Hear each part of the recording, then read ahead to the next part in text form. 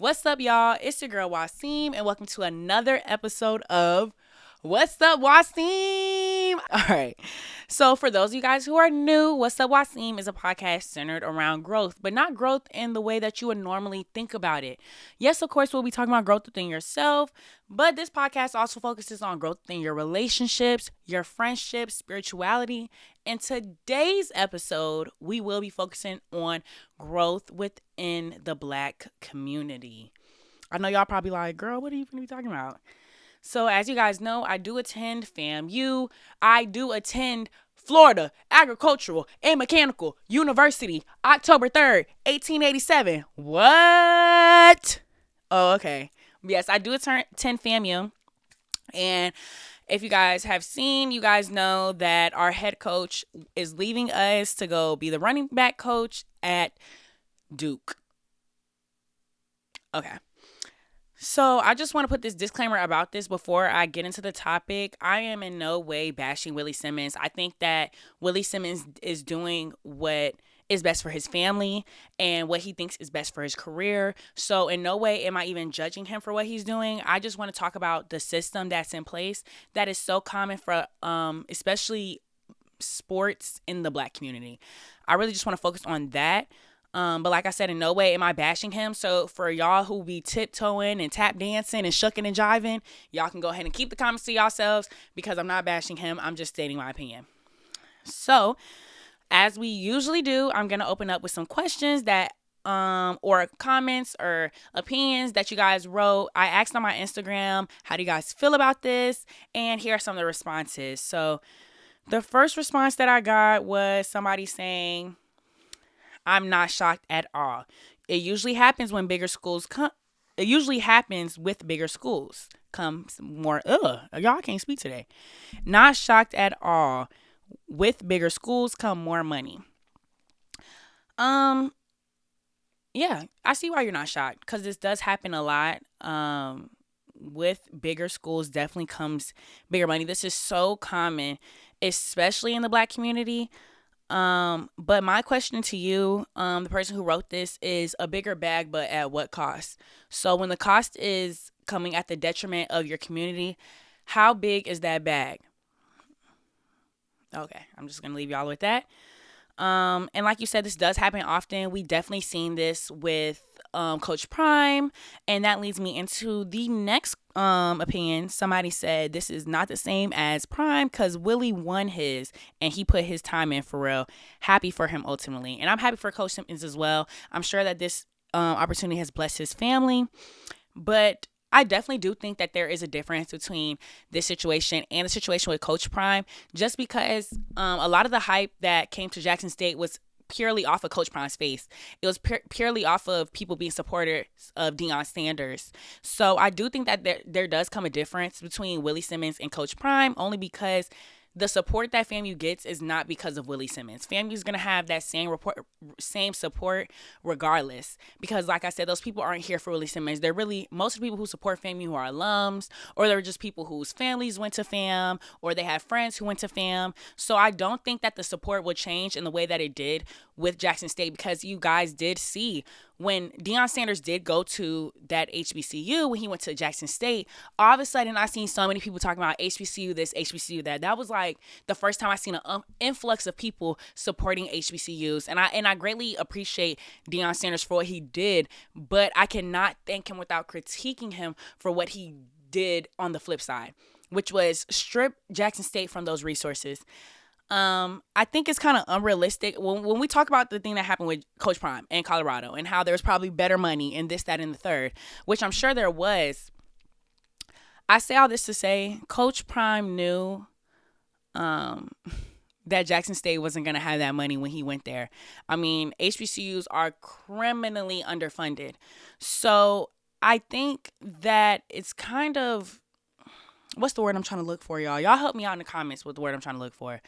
But I just feel like, you know what it comes with HBCU football. We're already at a disparity.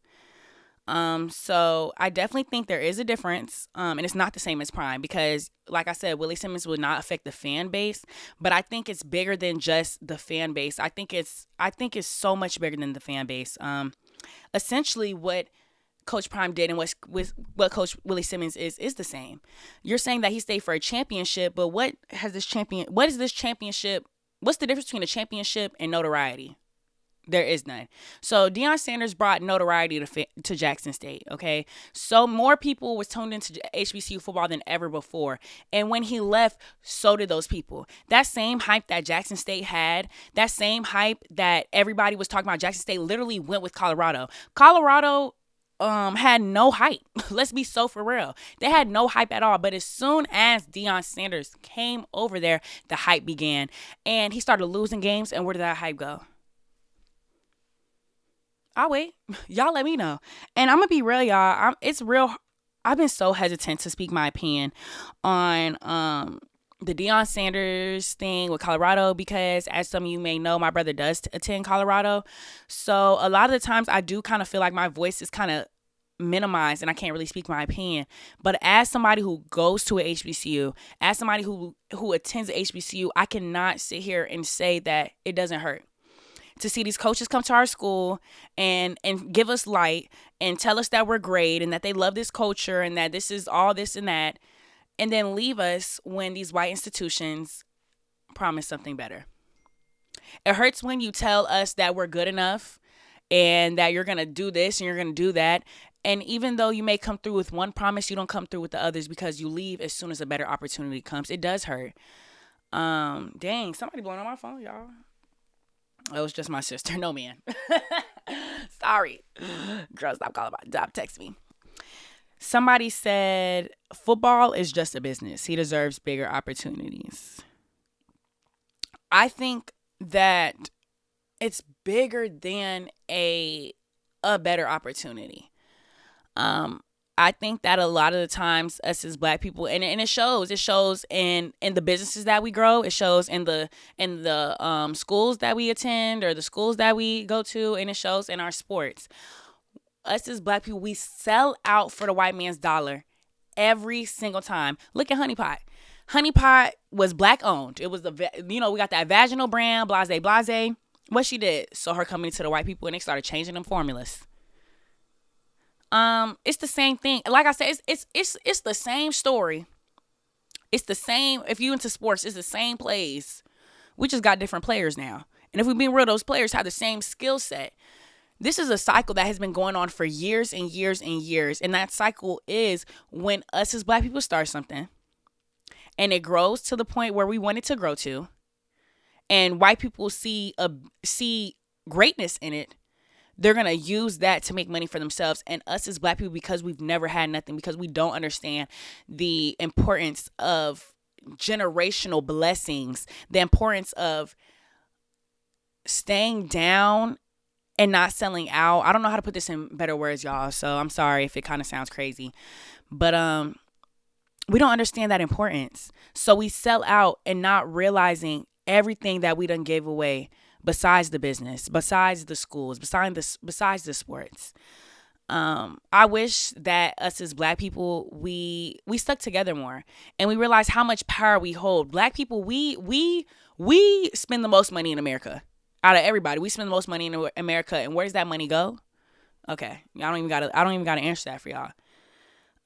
So yeah.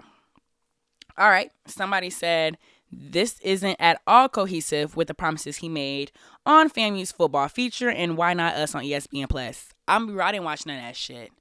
I didn't watch none of it. And not to say that I don't support our football team, because I do, but I don't. I'm gonna be real. I haven't been to none of the games. I just gotta be so real. Like, I love them boys. Shout out to them boys. But no, I just don't care about them enough to watch a whole documentary on them. If I want to know a whole documentary on a football team, all I gotta do is watch one of these girls' close friends where they selling these boys out because they out here thawing and bopping. Okay. But let's be real. False promises is not something new to our community, okay? Politicians been doing it for years, which is hanging something in front of Black people's face like, hey, we're going to do this. Hey, we're going to do that. Hey, we're going to do that. And us as Black people, we never really like stay firm on like the things that we want them to come through with. We just like the promise. We like to hear it. We're like, oh, you going to do this? Oh my God. Oh my God. What? You said you're going to do this for us? Oh my God. Yes. Like, us as Black people, we have a problem with idolization. And I think that comes from us not having much. But we have a problem with idolization. So we see Willie Simmons or we see Deion Sanders and we're like, oh, he's going to save it. He's going to save it. He's going to save it. These people are going to do exactly what they've been doing, which is look out for themselves. So if you thought for 2 seconds that Willie Simmons was going to stay here if he got a better opportunity, you're mistaken. He's only doing what black athletes have been doing for years and years and years since desegregation happened, since these white schools allowed them to come in, which is sell out for the white dollar. Let's be real. If you go back in history, great black athletes went to HBCUs. You want to know why? Because those white institutions did not allow them to come. I think if you look it up, FSU just got desegregated like 60, 70 years ago. So this is nothing new. But what the white people have, which we don't have, and which is why they're always going to have power, is economic wealth. It's economic wealth. So the reason why those white schools can come and take our black athletes, the reason why these white colleges can come and take our black coaches is all because of one thing, and that's that dollar. And us as black people, we never stay long enough to grow our own dollar. And we don't realize how important it is to have our own stuff. We so worried about the dollar. We so worried about what we can gain. We're not realizing the detriment it has on the future. And I say that because, look, could you imagine if all of the black athletes decided, hey, I'm done with PWIs. I'm gonna go to a HBCU.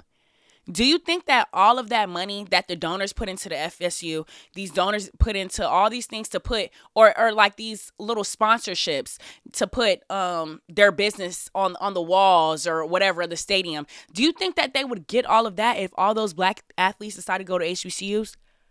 Heck no. You want to know why? Because all the good football will be at FAMU, at NCAT, at Jackson State. But the problem is once those white people open those golden gates, I said, y'all can come over here.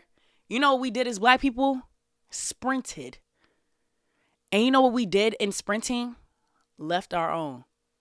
And I think that part is missing. And I think that's where the disconnect comes. I think that's where we're losing ourselves in translation, is not realizing that when we are leaving our community, when we are chasing things outside of our community, what are we taking away from our community?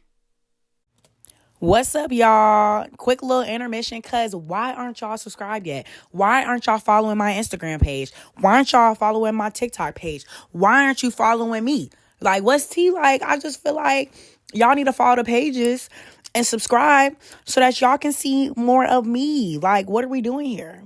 But anyways, let's get right back to it. Right? So somebody said, I want to know how the wife feels because of her infamous God is a Rattler quote. Y'all correct me if I'm wrong, but is that not blasphemy? Is that not blasphemy? I don't know, y'all. I just gave my life to God like in 2023. So y'all, the people who like bend to God, the people who are like real Bible thumpers, like they read their Bible every day, y'all let me know. Is that not blasphemous? What do you mean God's a Rattler? He strikes and strikes again? What do you mean? I'm sorry. I'm confused. Okay. But, shoot, honestly, the wife don't care probably because she's getting that baggiana. Okay. She went to FAMU. She married Willie. Willie probably buying her about a couple bags now that he getting that white people money. Okay. I'm sure she does not care. All right. Let me go on here because I think I wrote these down on my iPad, but I think y'all like wrote some more. Yeah, y'all did. Okay. Somebody said, everyone is happy for him, but I truly can't say that I am. I'm sure it was a lot of money, but FAMU raised over $1 million in 24 hours for him to stay. It's not always about the money. Sometimes it's about the principle of the thing. These white people only become interested in us when we start winning and could care less otherwise. He sold out like Deion. Clock it. Clock it. Oh, I burped, y'all. Excuse me. Sorry. Oopsies. But clock it. Ooh, you ate this down. I definitely agree with you when you said it's the principle of these things, and these white people only become interested in us when we start winning. Heavy on that, because if we're being real, did y'all notice how much support Colorado was getting, not only from the black community, but from the white community. Once those black people started supporting and going there, but the support that they got from the white community, and then once they started losing them games, the lack of support they got, which is just in reality, that's just everywhere. People are always gonna clap for you when you win it, and so leave you when you down. But I will. Is that because that's all you know? Is that because all you grew up around was people bashing HBCUs? Because I know that's what I grew up around. I knew when I grew up, even though my mama went to FAMU, all the successful black people I knew went to FAMU, I didn't want to go to FAMU. I wanted to go to FSU. I wanted to go to these bigger schools because I had a better life associated with those bigger schools. So my question to you guys again is, why are we placing so much notoriety? Why are we placing so much I'm losing my words, y'all. I'm so sorry. Y'all know, listen, I don't talk regular. Okay. So, and I can't get on this podcast and talk how I want to talk. So y'all know what I'm trying to say though. Why are we placing such great, whatever on these white schools and thinking of us as our schools as stepping stones and not the end goal? Okay. I feel like we can do better. We can do better. And I wish that we knew that. I wish that we looked within ourselves and thought of ourselves as better. All right. So this last question that I'm going to go over says, I think we need to realize the larger goal for our people is bigger than a check. Clock it. Clock it. Clock it. Clock it. Clock it. Clock it. Clock it. Clock it. Clock it. Clock it. Because, okay, hot take. Because black people are used to nothing, we overvalue money. Not saying that money isn't valuable. We overvalue money. And I'm so glad that this person said this because you took the words out my mouth. It is bigger than a check. It is so much bigger than a check, and we don't realize how much we take away from our own communities chasing a check. And if chasing that check is the benefit, but the cost is the detriment of our community, then what is it equal? Do the costs outweigh the benefits? They do. But this is not something new to us as black people. This is something that's been going on for years since desegregation. As soon as, if we're being real, let's look at it. Let's just go back in history real quick history lesson. And I also want to say this before I even get into my whole rampage. I'm talking to the young black people out there. I'm not talking to the old black folks. I hate to say, but I feel like y'all are too far gone. Okay, I do feel like the older black folks are a little bit too far gone. The millennials, I just feel like y'all are kind of weird. So I'm talking to the Gen Z folks because we're in our young adulthood, and right now I feel like matters more than ever. I feel like we really need to grow right now, and that's the focus on that's the focus of the podcast. But let's go back to the history lesson. This same thing has been happening since desegregation. Okay, if they can't destroy us, they will take away from us. So obviously we see, and during segregation, when these communities would start getting becoming affluent and start making all this money, you know what they would do? They would bomb those communities. They would set those communities on fire. They would destroy those communities. And I think that they got tired of that, and that's where desegregation comes. And not saying that desegregation is a bad thing. I just think it was the worst thing possible for the black dollar, because what desegregation did was take the money from the black community and put it right into the white community. Okay. I remember my first year into J school, I was talking to Professor Giles, and if y'all in J school, y'all know who he is. But he's a Tallahassee native, and I was just asking him questions because y'all know I talk too much. And I was just asking him about like what Tallahassee was like when he was growing up, and he was telling me that the hoods in Tallahassee, the things that we see now that are hood in Tallahassee, were once upon a time affluent black neighborhoods. And that is so common in all hoods. If we're being real, just ask y'all grandma. Y'all wonder why y'all grandma stayed in the hood. That's because that's the only place she could stay back in the 1950s. So in those black neighborhoods, right, we had our own black doctors, we had our own black dentists, we had our own black everything. When desegregation happened, us as black people, we see the white picket fence and we ran, right? We want to go move to the suburbs. We want to go do this. We want to go do that because there's more money into it. But what you're not realizing is all the resources that you're taking from the black community. So when those black doctors moved out of the community and made their practices in the white community to make more money, they took away black doctors in the black community. When those black lawyers moved out and set up their practices, crossed them train tracks, they're taking away resources from black community. So I say that for the black athletes as well. When black football athletes are going to PWIs, right, and they're making all this money, they're not realizing how detrimental it is to the black community. And I understand why they take that money, because a lot of these boys grew up with nothing, okay? A lot of the times, these good football athletes, they grew up with nothing, and that's why they work so hard, because they have nothing. So money it becomes an idol for them, okay? So money is something that they chase after, not realizing that by them going to this white school, by them going and making these and making these white schools money, because y'all don't even realize how much money. I just challenge you guys, everybody who's watching right now, to go look up how much money FSU makes off the football team, and that's just off of ticket sales or whatever. That's not even including the sponsorships and the other people, okay?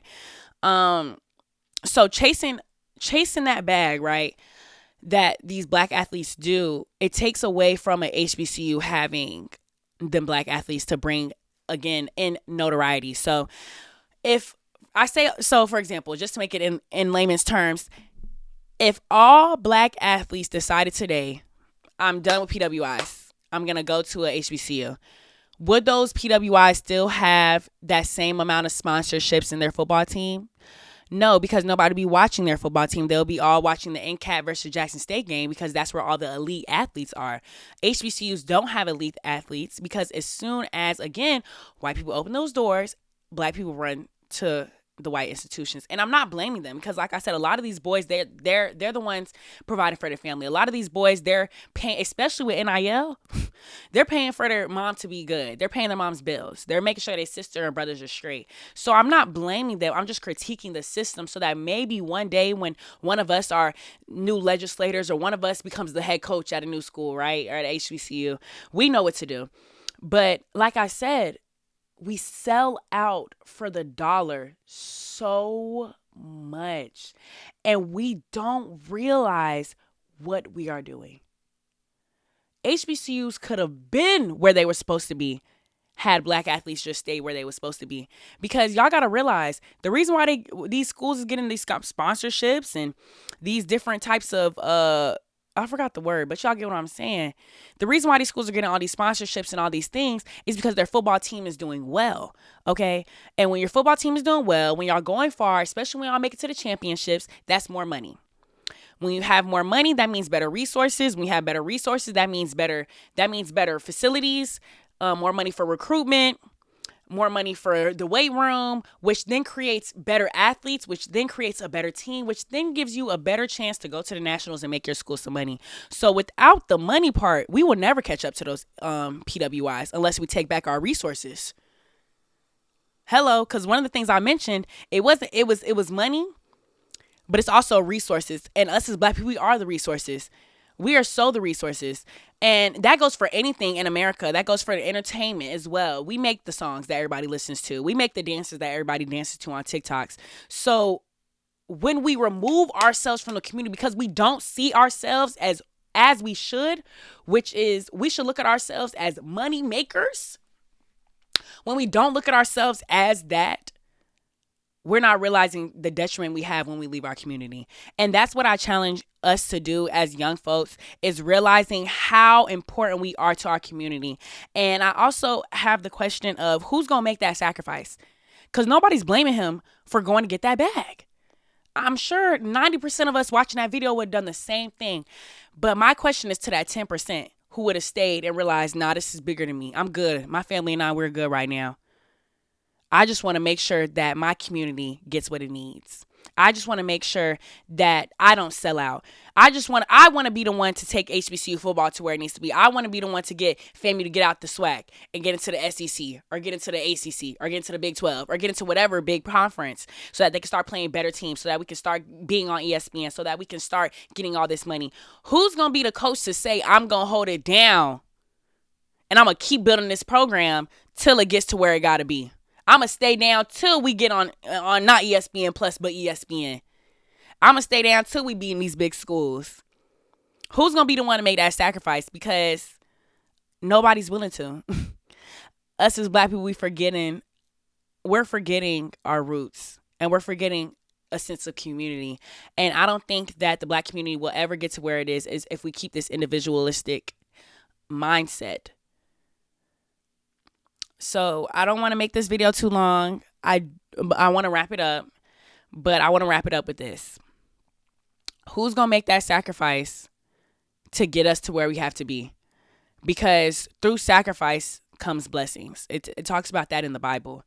So if all of us run away when things get hard, we wouldn't receive the blessings that we deserve to get. And I think that as Black people, we run away when things get hard. I could have went to FSU. I got a scholarship to FSU, but God told me to come to FAMU. And I'm so glad I came to FAMU, because there's so many things that I learned at FAMU that I would have never learned if I went to a PWI. There's so many experiences that I've experienced at FAMU that I would never experience at a PWI. Do you understand how powerful it is to be around young Black people who don't look the same? Some of them look like thugs. Some of them look like who knows what, but we're all intelligent and we're all striving to be greater. Do you know how inspiring that is for me to post my videos on YouTube and seeing other Black people who got a radio show, got a clothing brand, got all these internships going on, and they support me? Do you know how good that makes me feel?